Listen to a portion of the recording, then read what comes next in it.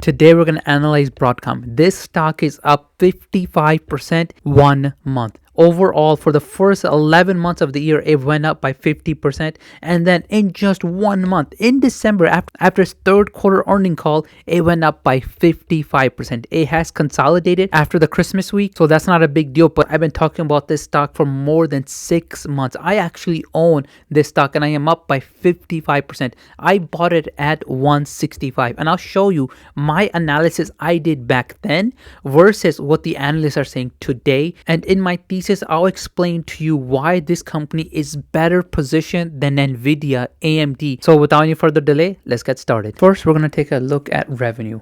5 years ago, it was making 22, which back then was still considered extremely good, to today making $51 billion. It has had a massive run up in the last year, but this was mainly due to its merger with VMware. So that's also contributing to its massive revenue growth, and it's going to continue to contribute to its massive revenue growth on the cloud virtualization. So now that we have that information in, now we need to do a little research and see what our analysts saying that its projected revenue will be in the near future by 2030. Now, if you take a look, there's not much about its current revenue overall, but there seems to be a massive bullish sentiment around AI. As you can see, they're saying it's going to have a 40% increase in their AI-related revenue. Here, an article by JP Morgan saying they're going to add an additional 150 billion in revenue in the next 3 years. So with having all that information in, we're going to ask 3 LLMs. First, we're going to ask ChatGPT what it thinks its revenue could be by 2030 based off of current analyst projections. So the current analyst projection are 2026 and 2027. So based off of those analysts, ChatGPT is going to make an educated analysis on what it could be by 2030.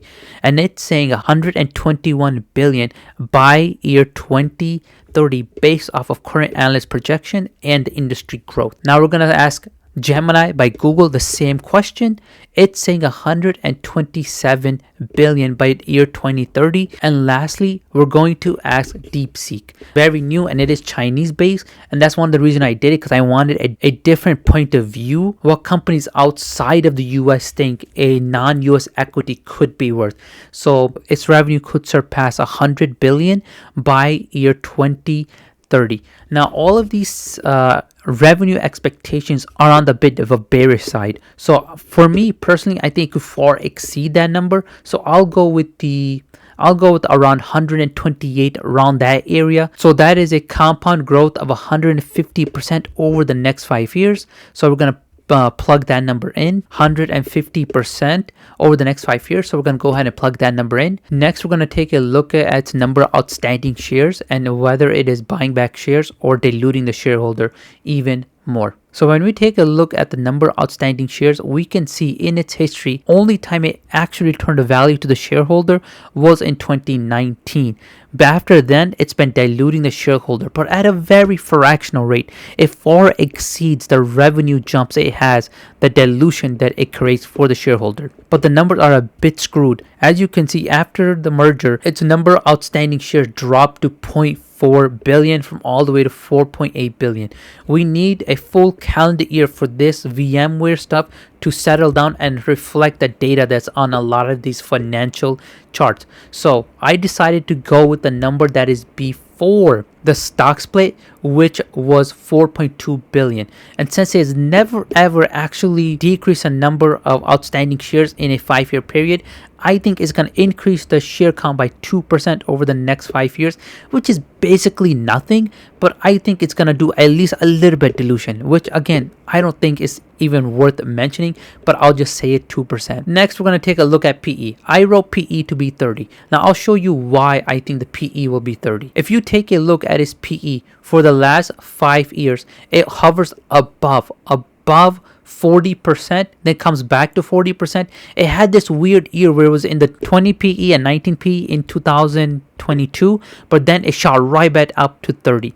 So based off of those projections that it never fell below 30 for an extended period of time, at least not more than a year, I decided to say that its PE was 30, especially looking at its revenue jump that analysts are saying, I think can easily demand a 30 PE. Now, next we're going to take a look at profit margin. Now, profit margin is a bit of a weird situation because two things are happening here.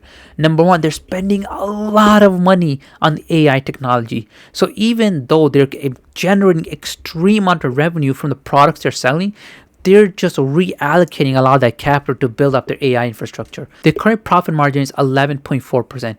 But if you were to go back, and I'm talking if you were to minus these last 2 years where the AI spending went off the roof, its profit margin easily exceeds 20%, 22, 23, 28, 31, 38, 39. And then you start seeing when it starts to increase its AI spending, starts to fall to 29, and eventually it comes back to what today is a little above 11%. The fact that no one's really doing what it's trying to do, and I'll explain that in my thesis what it's trying to do and how it's actually succeeding, I'm gonna say that it'll have a 30% margin of profit by year 2030.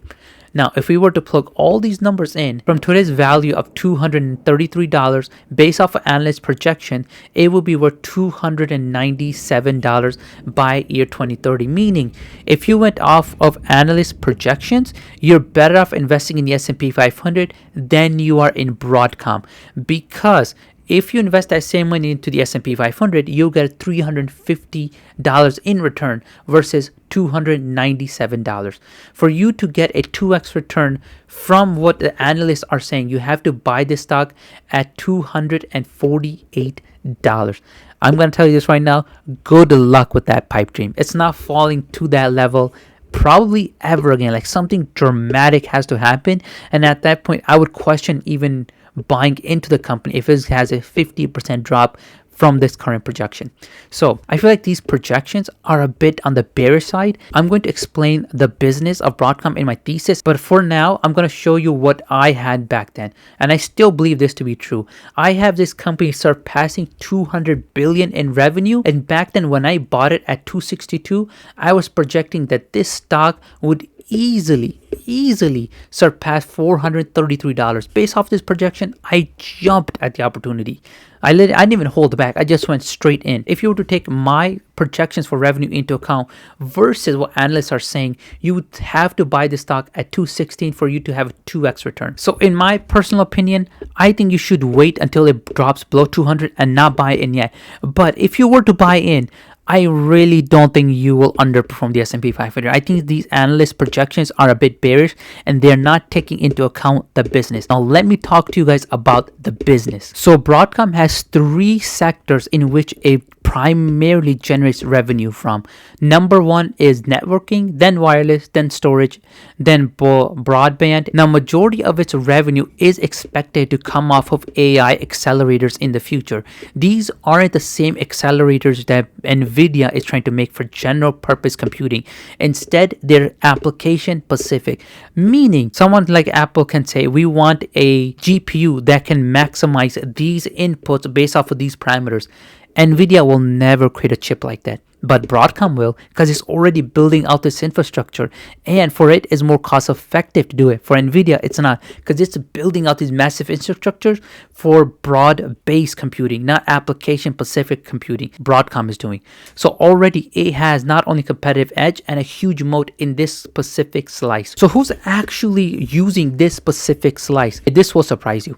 Gemini by Google, DeepMind by Google, ChatGPT, OpenAI, Llama by Meta, and a few of these other ones I don't know about. LLM companies are using their AI accelerators for their application-specific use cases, meaning this specific niche is about to explode in the next 5 years. So that's number one. But let's say the worst case does happen and people decide to abandon an application-specific chip. What would happen to Broadcom then? Well, that's what I'm going to cover next. Next, they have a massive presence in the networking sector, which everybody needs routers, switches, and cables. And who are their biggest customers in that front?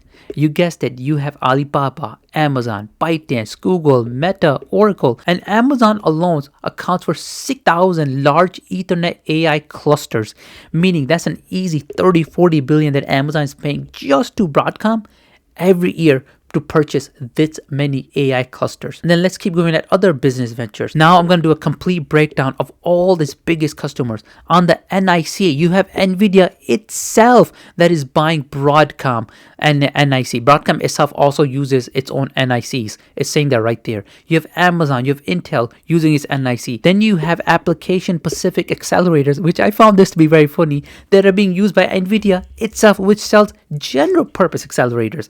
But then you have all these other companies that are also using these accelerators. How about central processing units? You have AMD, who's also considered a competitor in this race, that is using, you guessed it, Broadcom's central processing units. At the end of the day, for this company, AI is going to be a massive revenue driver. But even if it fails, let's say the worst case happens, that this company fails on AI related technology, right? This whole gamble they're taking absolutely falls flat. This company will still generate above 100 billion and give you and match the return of the S&P 500 at the worst case scenario. If you're telling me that you can match the S&P and that's your worst case, why wouldn't you take a bet like that on a company? In my personal opinion, I am going to buy more, but personally for me to jump into this stock, I have to wait until it goes below 200. If it doesn't go below 200, I'm okay skipping this stock and seeing what it can actually deliver before I jump in, maybe at a higher rate in the future, or perhaps starting to look at another option. I've already bought Adobe and Uber. Maybe more will come by and they'll give me a better return than Broadcom. But by all means, not a bad company to invest in. I am a current investor of the company. I'm telling you, it has a lot more room to run. Anyway, guys, I hope you like this analysis. I hope you found this analysis helpful, useful. Any one of those things are true. Please like, follow, and share this video with as many people as you can. And most importantly, if you want to get your own hands on this Excel sheet, consider checking out my Patreon.